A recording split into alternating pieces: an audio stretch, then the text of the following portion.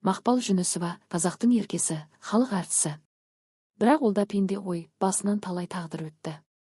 Жуырда өзі айтып қалды. Қазір 62 жастамын. Зейнетке шықтым. Ай сайын 210 мың теңге аламын. Бұл 45 жыл сахнада жүргенім үшін беріп отырған ақша. Бірақ ол күзетшімнің айлығына ғана жетеді. Ал өзім күн көру үшін тойға шығамын дейді. Осы сөзін естіген жұрттың көбі таң қалды. Өнердің биігінде жүрген, талай мәрте сахна төрінде халықты әнімен тербеткен Мақпал апайдың зейнетақысы осындай болса, қарапайым халықтікі қанша деген ой келеді. Әнші өмірінен де сыр шертіпті. Жастайынан тағдырдың сынағын көрген. Заманбек ағамыз қайтқанда шешесі оған: енді күйеуге шығамын деп ойлама. Қызыңды өсір. Өлмейсің деген екен.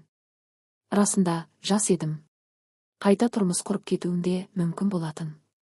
Бірақ уақыт зулап өтіп кетті. Сахнадағы жағдайға да тоқталды. Халық қазір концертке аз барады. Ержан Белғозиевтің концертіне жұрт жиналмай жатыр дегенді естіп қатты уайымдадым. Өзім сахнаға шығарда жүрегім дүрсілдеп ұйықтай алмадым. Шүкір, зал толыпты. Артқы орындарға 2000-3000 теңгеден билет сатылыпты. Бұл жақсы баға. Ал сендер шетелдің Джей Лосына 150 мың теңге беріп барып жүрсіңдер ғой деп ренішінде айтты.